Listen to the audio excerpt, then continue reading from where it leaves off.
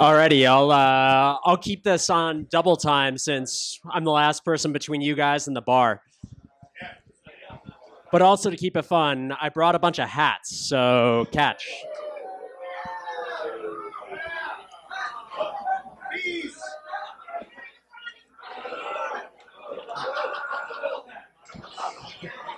Alrighty.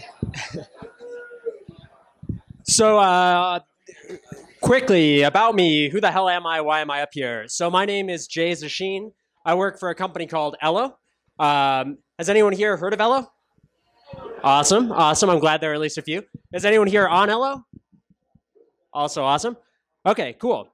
So we're a social network. Our goal is to build a sustainable social network for millions of people where creators can showcase their work and followers can be inspired. And we want to be free of ads and manipulation and deception and all that bullshit. So I got a little video. We'll see how this works. It's mostly visual, so we'll see how the sound thing goes.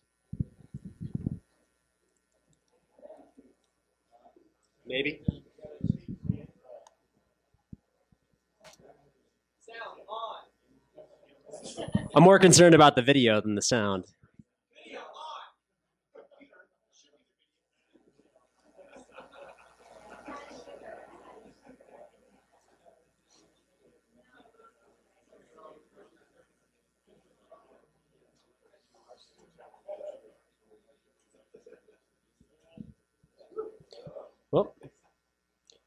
Well, screw it. Maybe we won't do the video. All right. So the purpose of this. So I want to talk a little bit about why Ello exists, how it came to be. It sort of was born out of this dissatisfaction with a lot of existing companies, a lot of existing social networks, how they operated, the kind of mindset that they promoted, the kind of content that they promoted. The fact that they treated their users as a product instead of users, all sorts of things like that. When Drew sort of first talked to me about doing something here, he mentioned that one of the themes that he was trying to promote this year with Develop Denver was doing things that help people contribute to the world in a positive way. And that's really a big part of what we're trying to do is actually have a positive impact on things, have a positive impact in the world as opposed to contributing to the crapification of the internet. So I want this to be conversational. So at any point, if you have a question or whatever, just raise your hand or yell out or whatever, and I'm happy to answer whatever. So I've got sort of three parts to this. That's a little bit of a narrative. So we started out about 3 to 4 years ago, mostly as an idea.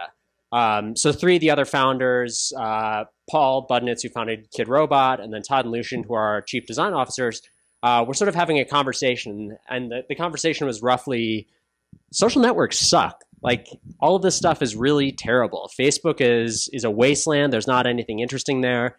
LinkedIn is super extractive. It's basically people trying to recruit me places, and that's it. Like, there's nothing good out there. Like, this entire space is a barren wasteland.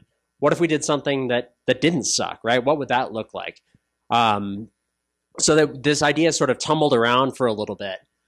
They came up with a bunch of ideas, a bunch of concepts. Eventually it got to a point where it's like, well, shit, what would it take to actually build this thing? And that's when myself and a few of the other folks from ModeSet got involved. We built a prototype, sort of shopped it around a little bit. And then eventually it sort of snowballed. We got some money behind it to actually turn the thing into reality. And then launched it just over a year ago. And then back in September of last year, a ton of people discovered us. And then all of a sudden, sort of all hell broke loose, but in the best possible way.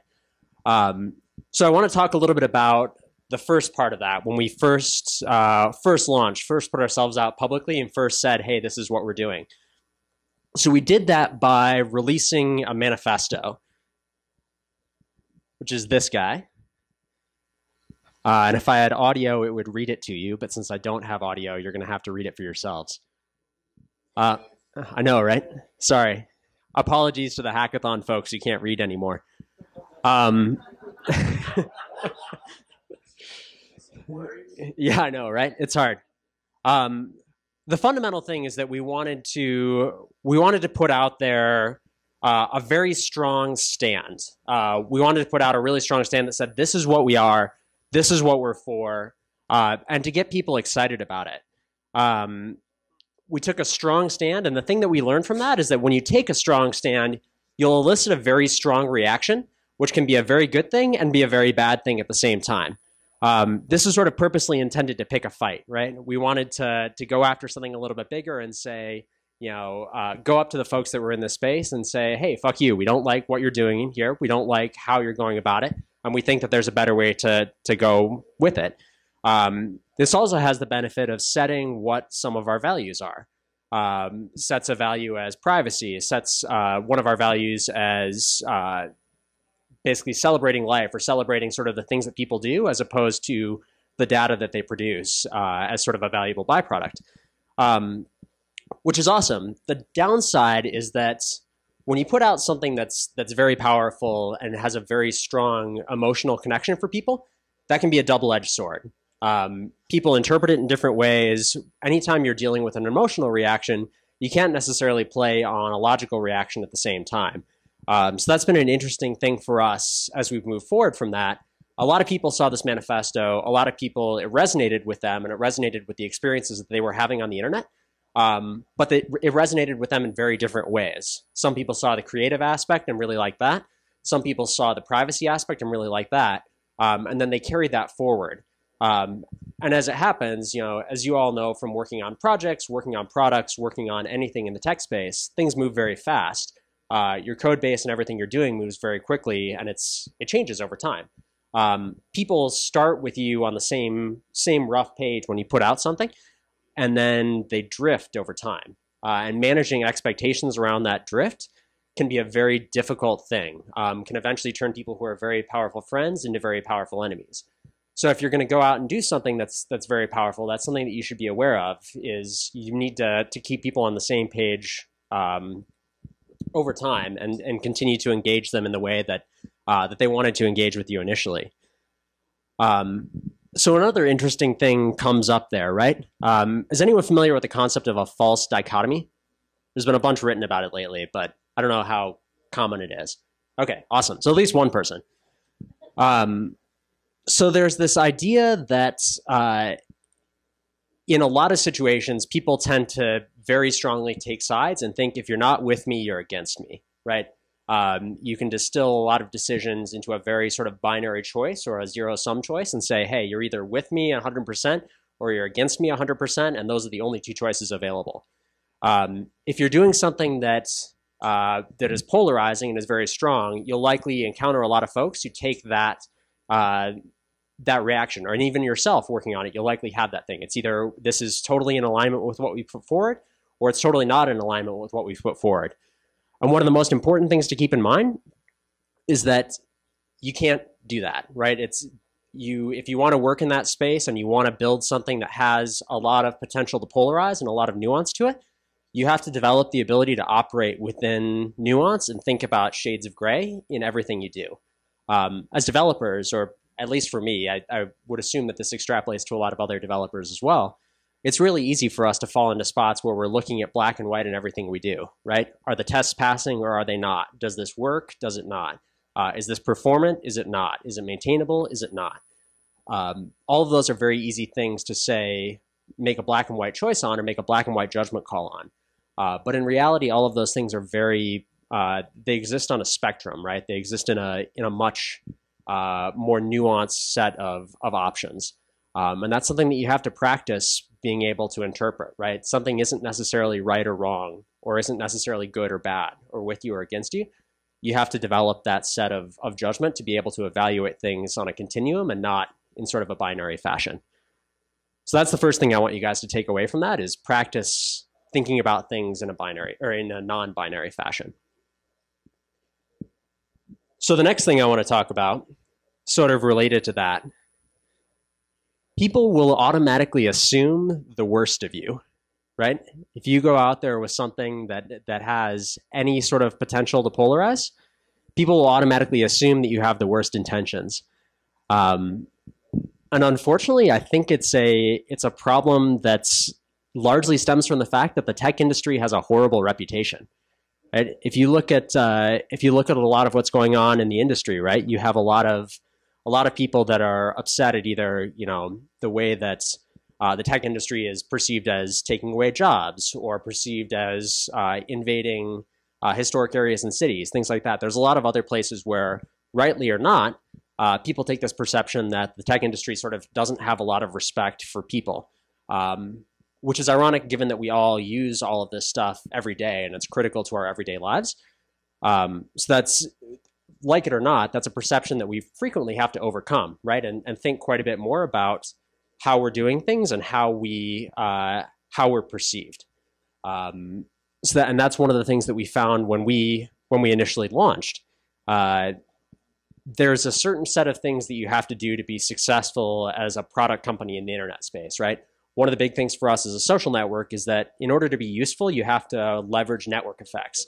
People need to be able to find their friends. They need to be able to find interesting content. They need to be able to see what's going on in order to feel like they're part of an active network. And there are lots of ways you can do that, but most of them people tend to perceive negatively, right? You're searching address books or you're giving people ways to email their friends in a quasi-mass way. A lot of those are perceived very negatively or are perceived as dark patterns. So it's something that we've had to look at quite a bit. Our intentions are in fact very good and we want to provide a quality experience. But the perception of a lot of those can be very negative based on what people are coming in with.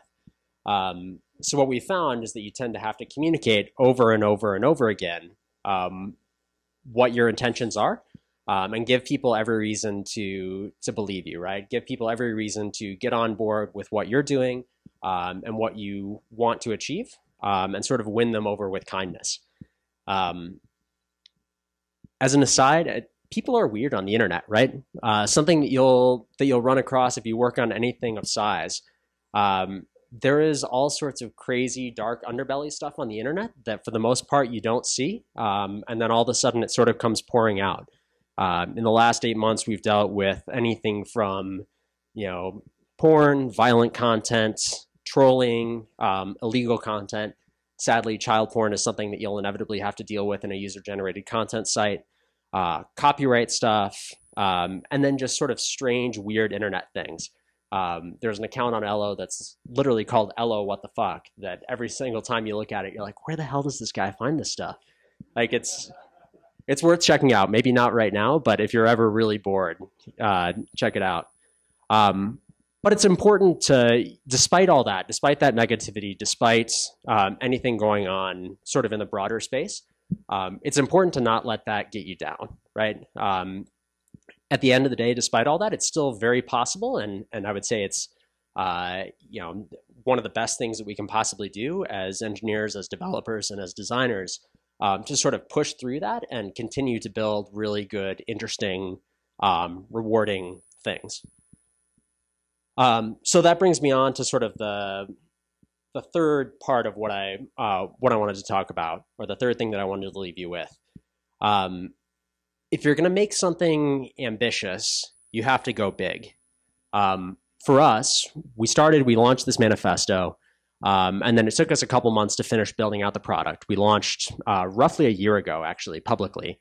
And then in September, there was sort of a whole kerfluffle with Facebook enforcing a real name policy, which crossed over into the drag queen community in San Francisco, which had a lot of crossover with the creative community that was already on Ello. That got picked up by the alternative press, then by the tech press, then by the design press, then by the mainstream press. And for 6 solid days, we saw our user base and our traffic numbers double every single day. I think we ended up peaking at about 75,000 requests per minute at one point, 4 days after we had been serving about like 1,000 requests per minute. So there wasn't a whole lot of sleeping that week.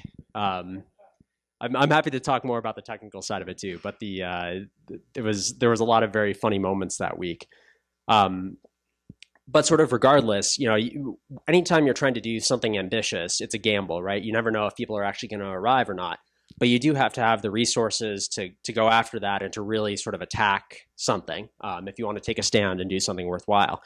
For us, we had to be realistic about what that would take. We went through a round, we got seed funding. By the time that we hit our really big blow up in traffic last year, we're basically to the end of our seed round. So it's sort of an interesting confluence of factors of we're on a very steep upward curve all of a sudden, and we almost have no money. So which is potentially a very bad situation to be in, right? It would be bad if we all of a sudden just sort of fell over because we ran out of cash. And in a lot of businesses, you'd sort of would take whatever you can get at that point.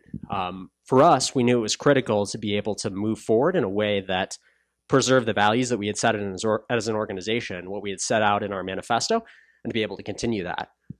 So for us, we, as part of our funding rounds, established ourselves as a public benefit corporation. Has anyone else heard of the PBC structure or familiar with it at all? Okay, so at least 3 people, that's good, or 4 people.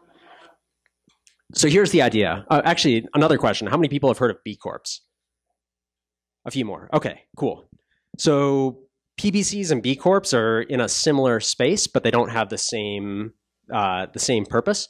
The idea behind a B Corp is more about sort of certifying that you take specific practices as it relates to your company, right? So you're treating the environment well, and you're treating your employees well, and you're creating a good working environment. But it doesn't actually dictate anything about your business model, right? It doesn't write anything into what you're doing as a company that says you have to do that. Theoretically, if you decided to change course, you could become not a B Corp anymore. And that would suck for any number of reasons, but there's no sort of contractual obligation that prevents you from doing that. A PBC, a public benefit corporation, actually totally changes the rules of how you do business.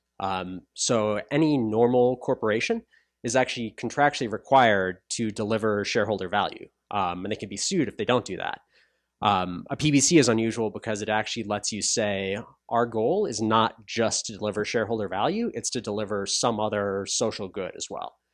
So for us, that was critically important. It's actually written contractually into the charter of Ello as a company that we're never allowed to sell user data or to sell ads and display ads to users. So we're contractually and sort of by charter in the state of Delaware, or by the charter filed in the state of Delaware, prohibited from doing that. Thank you.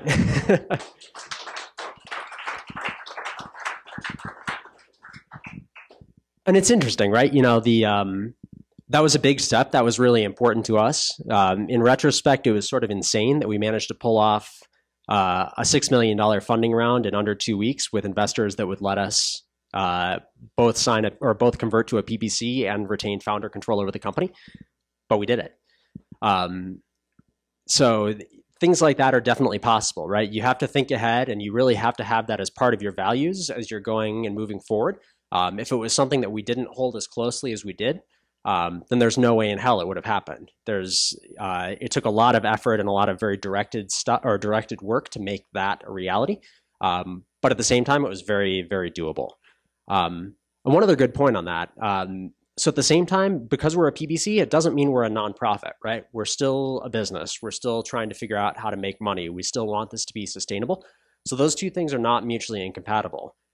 You can still be a business and still have a very strong social good, and still make money, but also serve the public good in a reasonable way. There's this concept of triple bottom line corporations where they talk about the 3 Ps, people, planet, and profits. So that's the sort of rough idea. You're trying to make sure that all 3 of those have equal weighting in whatever you're doing. So to wrap it up real fast, if I were to sum up all of this in one thing, it's that balancing priorities and figuring out what's actually important to you or your company is the name of the game. You can't pick what gets thrown your way, right? You can't pick the priorities, you can't pick the situations, you can't pick all of that stuff that is sort of going into the hopper that decides the course you take as a developer, as a company, as a product, any of that. But what you can choose is the set of values that you choose to interpret those with, and the sort of lens through which you view those and the relative importance at which you place on them. So what I would encourage everyone in this room to do is start thinking about that in everything you do moving forward.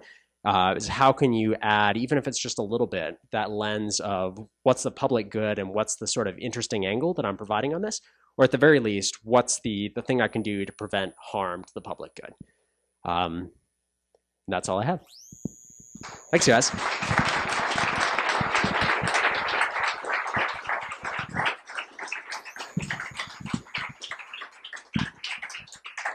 I'm happy to take questions, comments, whatever, if people have them. But like I said earlier, I don't want to be the person standing between you and the bar either. So, yeah.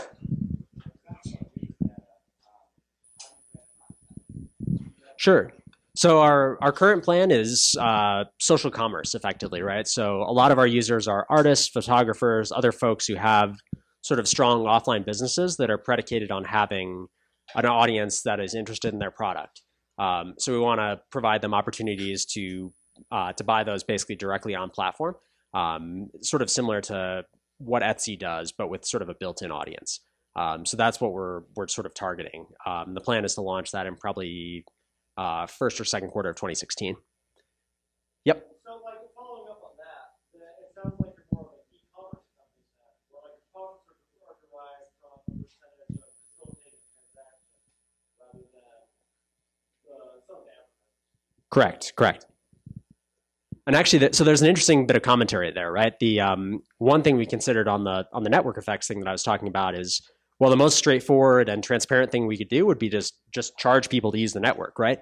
And the thing that makes that basically impossible, there are other folks who've tried that, right? App.net tried that. To some extent, WhatsApp tried that, although they've sort of backed off it quite a bit and basically don't have you pay until a year after. You really can't build a successful social network based on that because it has an inhibiting effect on the social network growth factor that makes it useful.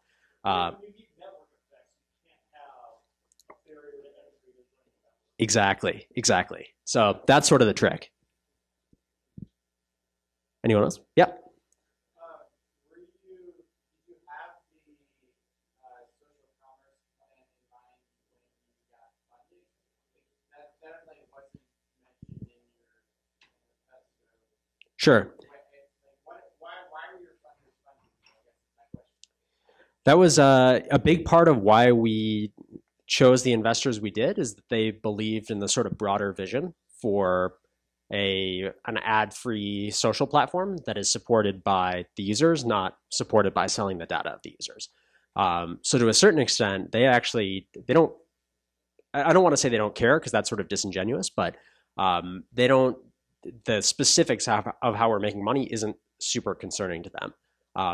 They understand that the sort of rules of the game are such that we're not going to sell ads or sell user data to make money, and they have enough trust in us that we'll find a way to do that a way to make a successful business without that. That the details can come later.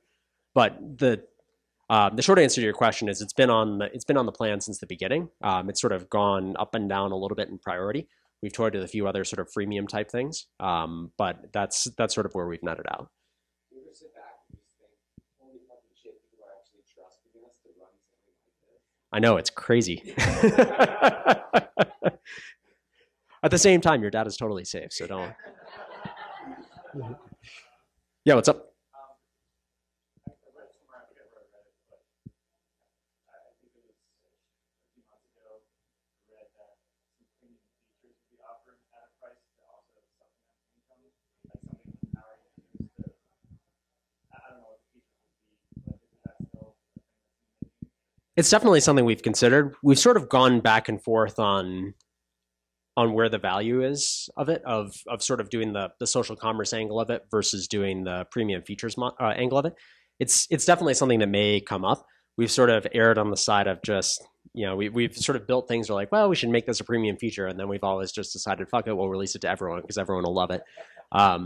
So we've sort of put that off for the time being. I think it's still a potentially viable model. But the thing that we didn't like, that sort of fundamentally didn't quite agree with us value-wise the more we thought about it, was we didn't want to feel like we were nickel and diming people, right? We didn't want people to feel like when they logged on to Ello, it's like, oh, what am I going to get prompted to buy, today or tomorrow, whatever. We don't want it to feel like a Zynga game. Apologies if anyone here works for Zynga. So we'll see. That may be something that returns. I think the more likely thing is, as we have folks who, need more power user type tools, that may be sort of a big enough thing that's worth it to bring back as a separate segment. If we have folks who are managing their entire business on Ello and selling a ton of product, maybe there's a sort of premium offering there. But I think as far as the sort of user facing premium features piece, that's a little bit more backburnered now. Yep.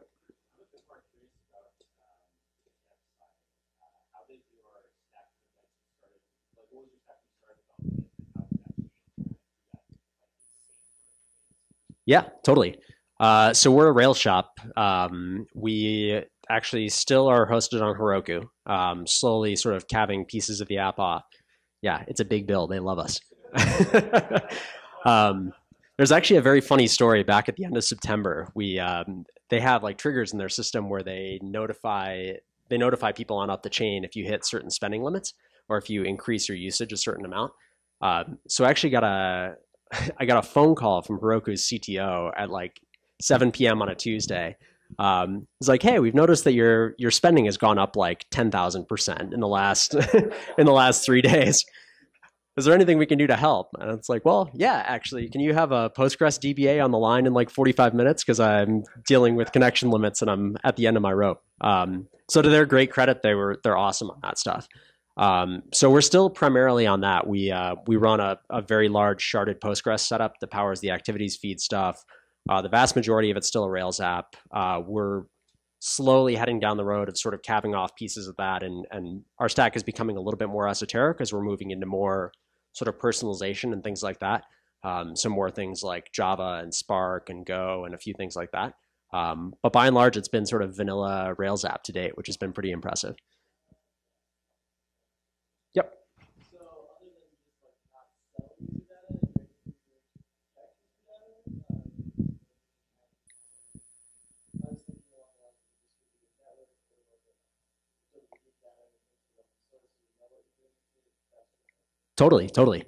So that was actually a really big question. I'm sorry, do you need me to repeat it?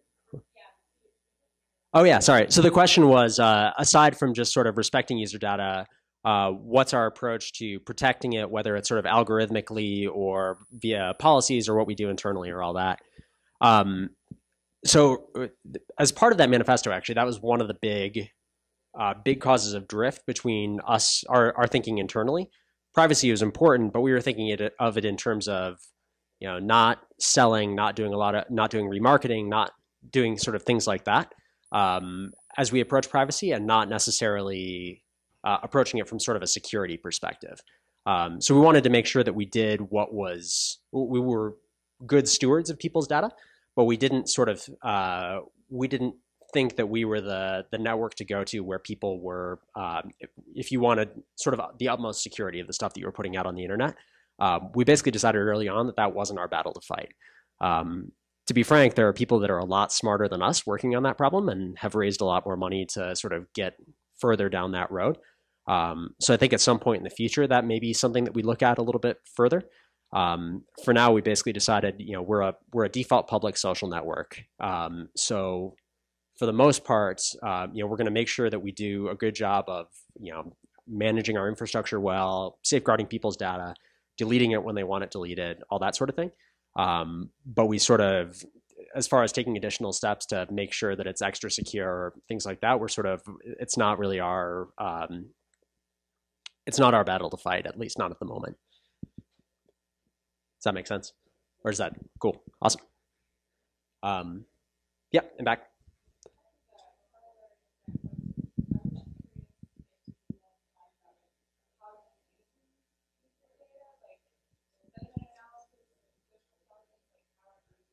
Yeah, totally. So the question is, how are we using sort of user data?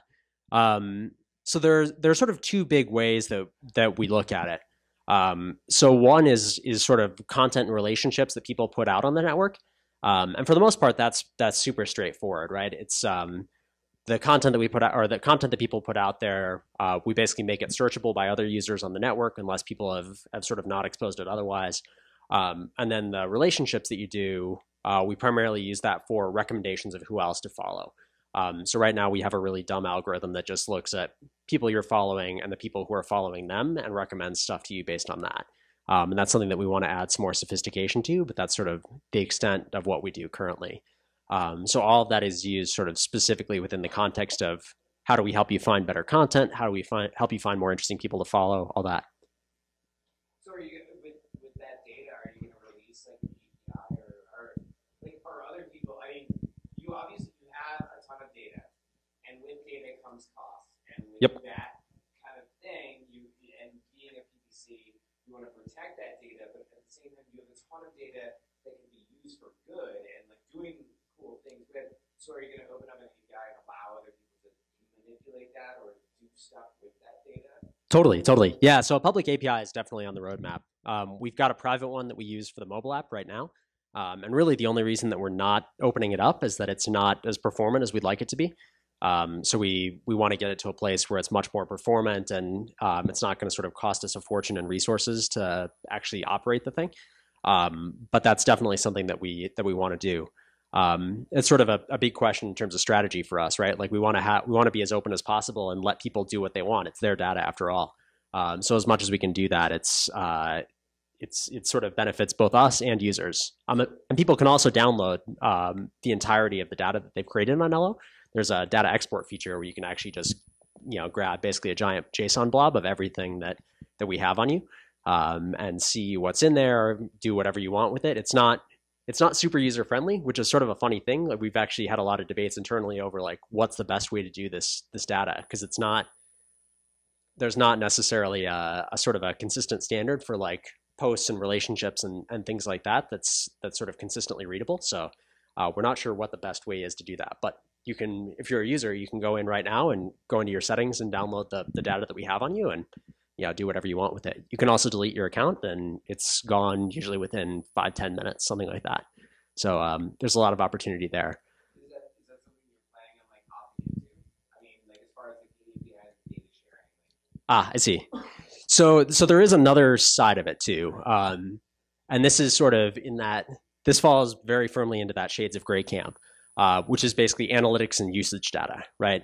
At a certain level, in order to be an effective company and operate effectively as a product company, we have to gather some information about how people are using the product to be able to figure out like what's valuable to spend time on. If we launch a feature and we have no data about how people are using it, then it's like, well, how do we know where to focus any of our energy and any of our efforts? And it's a tough thing, right? We want to do as much as possible to give people the ability to not have that collected if they want. User level, you can opt out of it. We also respect the do not track setting in browsers. We anonymize all that stuff before it hits the sort of data stream, so none of it's actually tied back to your individual user account. But to some extent, it's imperfect. I think I'm still looking for exactly what the ideal thing is for some of that sort of data. I haven't figured out sort of the best way, or it doesn't seem like there is sort of an accepted best way to take a lot of that stuff and make it so that it's fully sort of reversible. So we're sort of on the lookout for what that looks like. But we're trying to find the balance that sort of preserve the spirit of people being able to opt in and out of what they want to do and have control over their data in a way that sort of is reasonable and consistent with their expectations. Yep.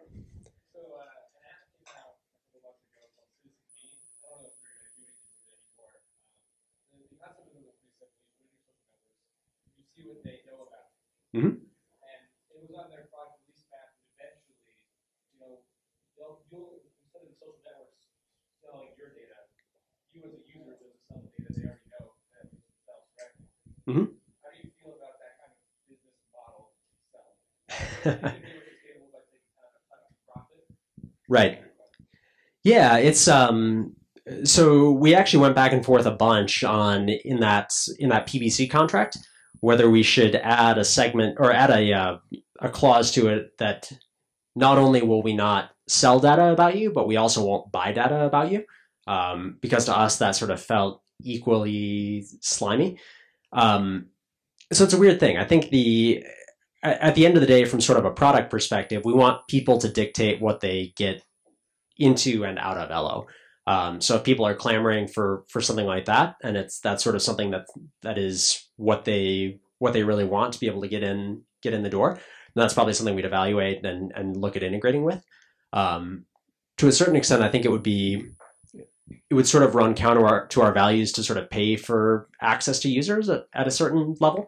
And it's a little bit, this is maybe getting a little bit out of Ello and a little bit into my own personal views on it, but to some extent, I sort of, I feel like the playing field should be open on that level. So I don't, I would much rather preserve things that let people go to wherever they want based on the merits of that independently, as opposed to sort of some other deal that moves data back and forth based on an agreement. Mm-hmm.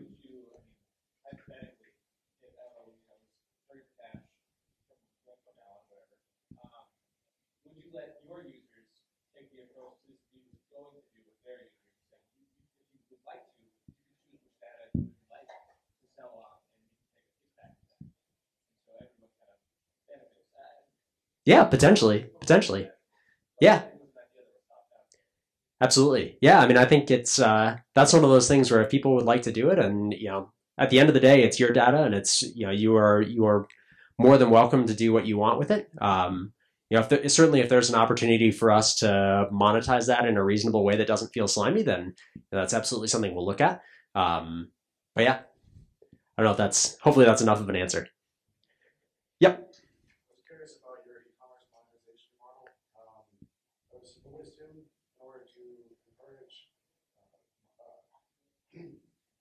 Selling things, like in order to get what their products is not for users. Mm-hmm. How is that different than advertising? Sure, yeah. So the sort of core distinction is that we'll never ever manipulate what people see based on taking payment for it or taking some other level of some other sort of encouragement for it. You as a user have full control of what appears in your stream. So that's actually sort of a funny thing from a technology perspective. It's made a lot of life very easy because the stream is exactly what you put in it, nothing more. So I don't have to worry about doing any sort of fancy algorithmic magic with it. It's just like, all right, here's who I'm following. But that's sort of what we want to encourage is we want to give people the ability to put stuff out there and get, if they have good content, if they have good products, then they can build a following and market to that following and do that. But it's got to be organic. They've got to be getting that traffic on the merits of what they're doing independently. We just sort of exist as sort of a substrate for that to happen. We're never going to be sort of brokering those deals or anything like that or pushing that stuff with people because we want the sort of content that really interesting people are putting out there. It became an interesting thing early on, actually, because we had during that sort of September land rush, a bunch of brands jump on, and there was some backlash against it. And from our perspective, if they're on Ello, they're more than welcome to jump on and create accounts. If they are doing interesting things and not sort of spamming people, then that's awesome, right? That's a net ad. I have nothing personally philosophically against following a brand if they're doing really interesting, cool stuff. If they're doing really crappy, spammy stuff, if it's against our rules, then we'll kick them off. But if it's just sort of generally uninteresting, then it sort of falls off naturally, right? They're probably not going to get any validation on it. They're probably not going to get any return for what they're doing, and they'll probably sort of go away. And to be honest, that's totally fine.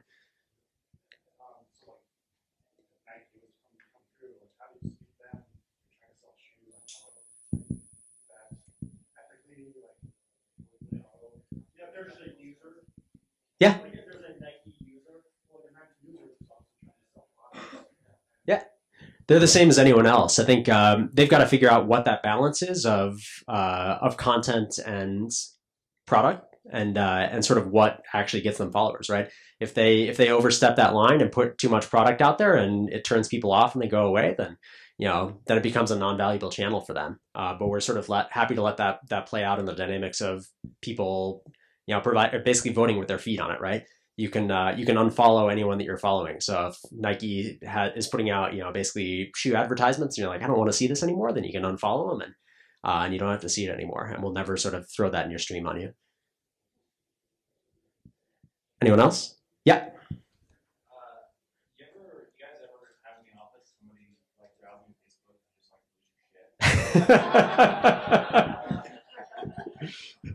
Every once in a while. I think actually there was a couple weeks ago. I was actually that guy.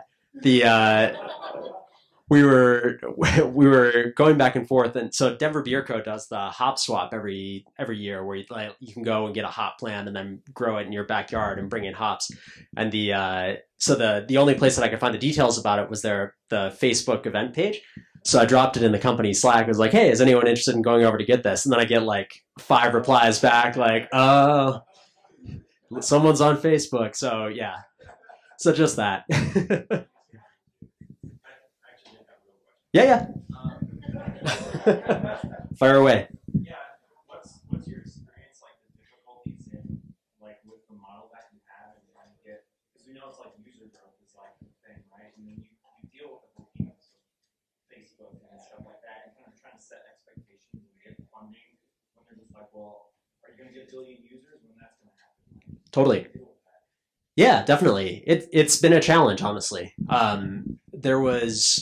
So when we got that huge influx of users, that created a lot of opportunity for us because we have, an audience of millions of people that we can talk to.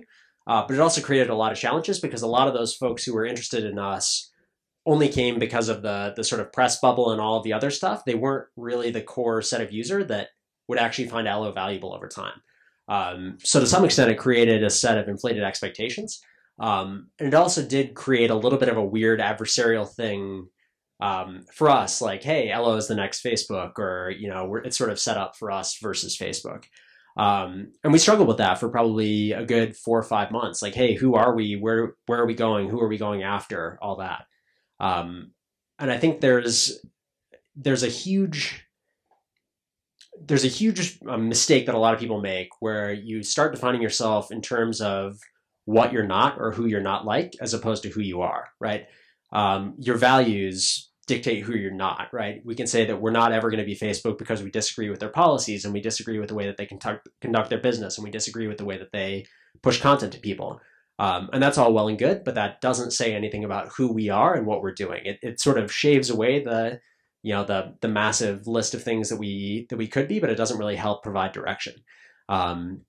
So I think that's been the biggest lesson for us, is sort of regardless of how that's teed up and regardless of how that discussion goes, we still need to be true to whatever our initial set of values are and whatever our sort of core direction is. And for us, it's much more about promoting creativity, promoting free expression, promoting interesting things that people are doing or creating or seeing or all that.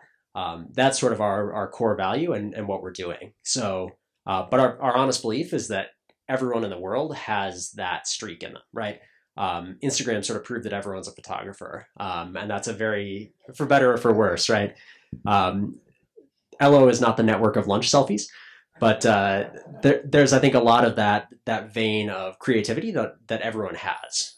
So that's sort of the big thing for us, is we want to create a place where that creativity and a lot of the interesting stuff that people do is sort of welcome and available, and it's easy to build an audience and do really cool stuff there.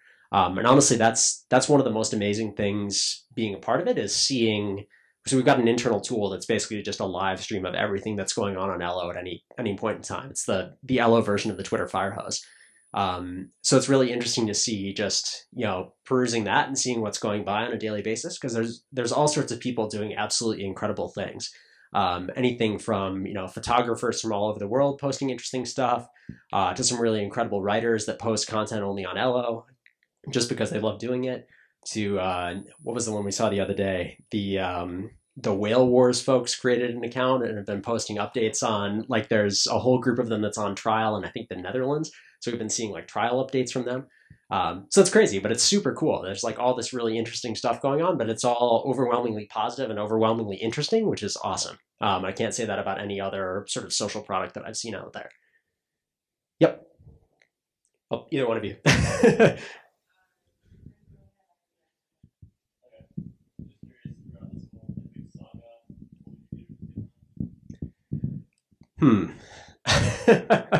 I'd like to sleep more. That'd be nice. I haven't had a full night's sleep in like a year. No, aside from that, I think there was for a long time when we first started Ello, we had no idea if it was actually going to have traction, if it was actually going to go anywhere, right? So there was something of a reluctance on our end, because it was a side project, or it was sort of this. I wouldn't say it was a toy, but it was definitely this thing that was very aspirational, and we had no idea if it would actually become real. It was sort of like Pinocchio, right?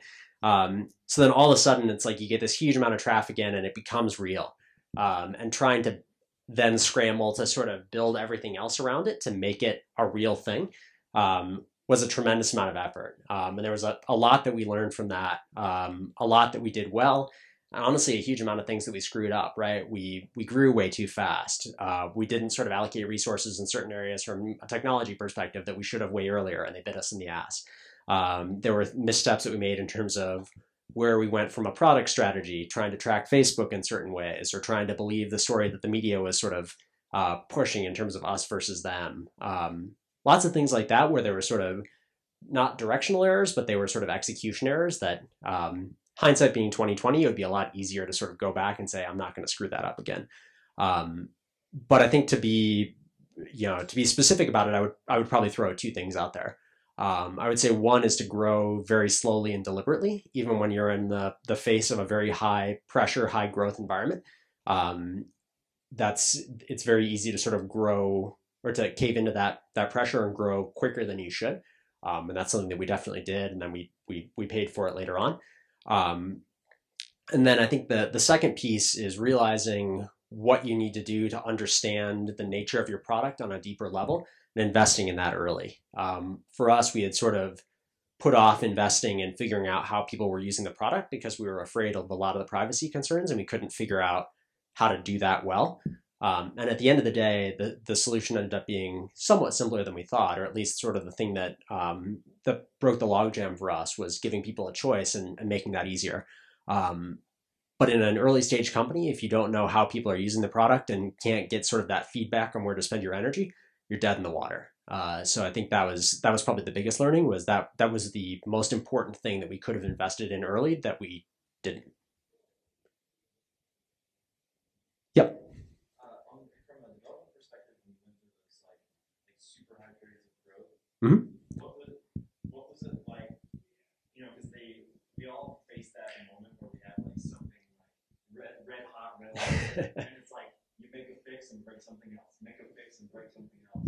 Yep. So how did you kind of like maintain your composure with that? Are you just like I know I really want to like sit this up and just like push it to production? What was that process like when everything's like blowing out? So there's a funny story in there. There was a time last September, sort of in the middle of all this. This all happened the week after Denver Startup Week last year. And so in my copious free time, I run the tech and product tracks for Startup Week. So I'd sort of gone through that whole ringer and then was done and I'm waiting for some downtime. And then this whole thing launched. So sort of strung out from from Startup Week and dealing with this. And then I had an event I was running, or I had a race I was running in Aspen the Saturday after that whole week. When I decided the day before, I was like, I've been working basically like 22 hours a day for the last week. Like I really need to get at least a little bit of a break and go do this race. And my girlfriend agreed to drive. She's like, you can work in the car. It's fine, whatever. So we're driving. I'm working on scaling stuff as I'm in the car tethered to a Wi-Fi hotspot. I kick off a deploy. We drive into the Eisenhower Tunnel. The connection drops. And it turns out that deploy actually broke a couple things like fairly critically. And I didn't realize it until maybe 10 minutes later when the signal picked back up. So luckily it wasn't anything critical that brought down the site, but it was like, hey, Jay, thanks for deploying and then promptly dropping offline for 10 minutes. So there was a lot we learned, I think, in terms of process and all that. In the early stage, it was just sort of crisis engineering and trying to get a lot of circuit breakers and things like that in place that would let us sort of fail gracefully when we needed to. Lots of stuff where the things that broke tended to be more connection limits, right? One thing that Heroku does really well is that they force you to have a reasonably horizontally scalable application for the most part. So lots of times you can sort of turn the dial to a certain extent, but there are places on that dial where things start to break. So for us, it was stuff like figuring out connection limits. All of a sudden, we sort of dial it up to a certain point, then hit a connection limit on a service, whether that's a database, whether it's Redis, whether it's some sort of other external thing. So then our options are looking at how we choke point that and figure out how to use it more efficiently or scale up that service or something like that. So a lot of the sort of scaling pieces were basically keep scaling until we hit our head on something and then sort of back off from that, figure out where the headroom limit is, and then go again. I wish I could say there was sort of more of a structured thing to it. It was a lot of trial and error and a lot of things that we didn't quite know. I would say the single biggest thing, if you find yourself in a situation where you're growing very quickly, is figuring out how to get your request times as low as possible, or your response times rather as low as possible. More than anything else, if you can do that, a lot of your other problems go away because you don't have things holding onto resources, you don't have things holding open file handles, you don't have things holding open connections. your life gets easier sort of the faster that you respond to things. So if you sort of are ever in a crisis situation and need to pick one thing to focus on, focusing on reducing the response time in every request you make will make your life a lot easier. Yep. Maybe a bit personal. Take you to dinner. So how do you prepare yourself from having a number? Like if Twitter says, we're buying into this, we want all your user data. Sure. Yeah, we can't. Technically we could, but then we open ourselves up to, lawsuits from any of our current shareholders, right? Philosophically we wouldn't, but if we, we decided, so the sort of check and balance that we have on, right, is that our founders are in control of the company. Still, we control the majority of board seats. So sort of on the board action front, we can basically say, this is the direction that we want to drive things. So we're in agreement on that. But if, say, for whatever reason that changed, the biggest recourse is, there's the possibility of a lawsuit from shareholders, from the PBC charter, I believe, allows class action lawsuits against you from users because of that, the public benefit piece. So that's sort of that's the stick as opposed to the carrot, is we basically have violated that charter, so people can call us on it and say, hey, you breached your contract. I would say, if someone did come after us with did come at us with a really big number, obviously a lot of zeros is a lot of zeros. But at the same time, where we're at and the support we have and what makes Ello special is the folks that are there because of what we've said we are and the way that we've established that community. So to me, it wouldn't be worth it to sell that out. And I don't think we'd ever get a number that was sort of big enough to make that, ever something that would be considerable. Yeah, there's always a number. I don't think we would ever get it. Yeah, exactly. Yep. We have millions of users, and it sounds like you're still on Heroku. Why? It's mostly about focus. The Heroku bill's not cheap, but in terms of where we've decided to put engineering resources, it's been almost entirely towards continuing product development and sort of moving features forward, rather than investing in infrastructure, because the cost savings aren't quite there for us yet. They'll get there, and they're sort of right at that tipping point now. We've started investing in that quite a bit more. We're moving slowly pieces over to Mesos, Marathon, and a bunch of stuff like that, running on our own AWS infrastructure. But it's been one of those where, for us, we want to put the focus on product and users first. And quite honestly, it just hasn't been painful enough for us to focus on doing that yet. So where does the balance come if your costs are really high on users, or if your costs are really high on Heroku?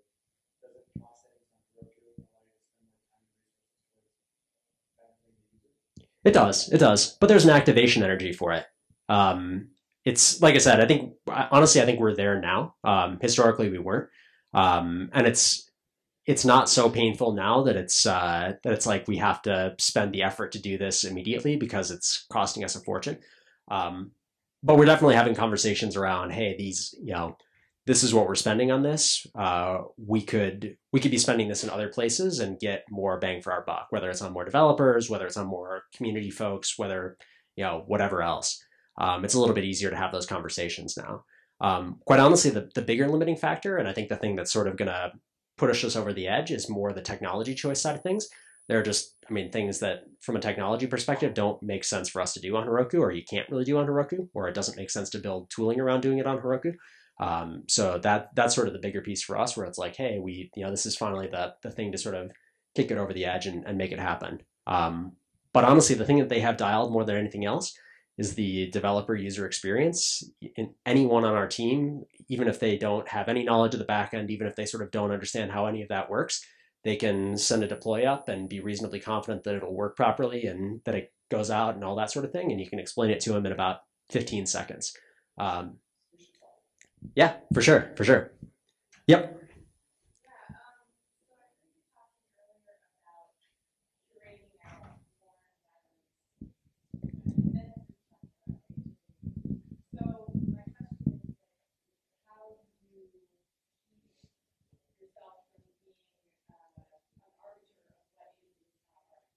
Totally, totally. That's a tough one. That's a really tough one. We've tried to take as liberal a stance as we possibly can. So we basically make a distinction on Ello. Really, the only distinction we make in terms of content is we have basically adult content and non-adult content, and we actually don't care what it is. We just require that adult content be marked. So if people don't want to see that for whatever reason, they can choose not to, and it shows behind a little toggle, so you can click that thing and toggle it open. It just doesn't display by default. So for the most part, we don't actually care. We've tried to draw the line mostly around what's illegal and what's our duty there, or what is sort of highly detrimental to our community and what's our duty there. So the bigger things have been more, like I sort of alluded to earlier, the child board thing is a really sad one. And that actually was something that hit us back in October, sort of right at the beginning of all, or in the middle of all that. There's sort of very specific requirements that you as a user-generated content company have to adhere to. There are reporting requirements, there are quarantine requirements, all sorts of things like that, which is a whole world that I was hoping we would never have to get into, and sadly, it's just sort of the nature of things. But generally, we don't want to be in the business of censoring people's content, and generally speaking, we don't actually care what people post as long as it's not illegal. So that's sort of where the line in the sand goes for us. Yep. So with users having total control over their data, there's a high tendency towards echo chambers. Are you doing anything to combat that, or is that acceptable? Yeah, I think to a certain extent, if that's what people want to do, if they want to form their own isolated communities, then they're welcome to do it. The discovery challenge is a big one, right? We made an explicit decision that we don't care who you are on Ello. You can be an anonymous person, you can be a pseudonym, you can be whoever you want to be. We don't care what that account is linked to in real life. As long as you have an email address that we can communicate with you on, we don't care about the rest of it. So we want to give people the option to be able to find interesting things if that's what they're lacking.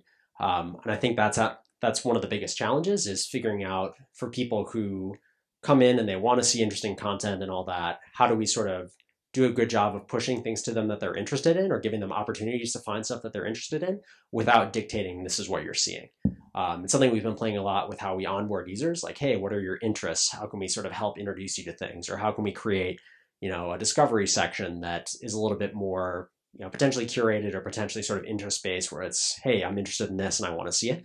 But there's a balance there that we want to create, where we want everything to be user initiated, so people ultimately have all the control over what they're seeing and what they actually do. But we don't want to make it difficult for them to find the stuff that they want to find.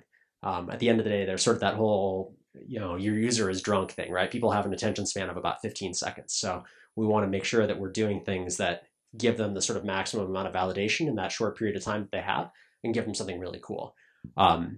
And that's been one of the most interesting things with the product, right? All of us who use it a ton, you see all this amazing stuff coming across, but it's taking quite a bit of work to get there, right? You have to follow a lot of people. You have to stay off with what's going on in the network and all that. So our big challenge is, how do we extend that to people who aren't quite as engaged, and make it really interesting and fun and cool for them to see what's going on? I don't have an answer. That's in front of us for sure. Yep.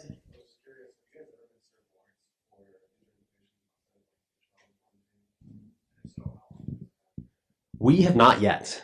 I'm sure it will happen at some point, but we've not gotten it yet. We've had a few DMCA takedowns, and we sort of follow GitHub's model, and we have a repo of the DMCA takedowns that we've received. We also have a warrant canary up there. So if there are certain, I don't know how familiar people are with the concept of a warrant canary, but part of the trickiness with warrants, there are kinds of warrants that you can tell people about, or that you can say that you've been served with them. And then certain other kinds of warrants, national security letters, things like that, where you can't tell people that you've been served with them. But what you can do is have a canary that says, hey, as of this date, we have received no warrants or no national security letters or anything like that. And then if you ever get one, you update that every month, and say if you get one, you just don't update that the next month. So we do sort of adhere to that policy. But yeah, it hasn't come up yet, which is nice. I'm sure it will at some point, but luckily we haven't had to deal with that one. Yep. The keynote's gone 45 minutes past when it's Yeah. By all means. Sorry. Yeah. If you have any more questions. Yeah. Totally. Yeah. Hop up here if you have any questions for me. Otherwise, go drink beer.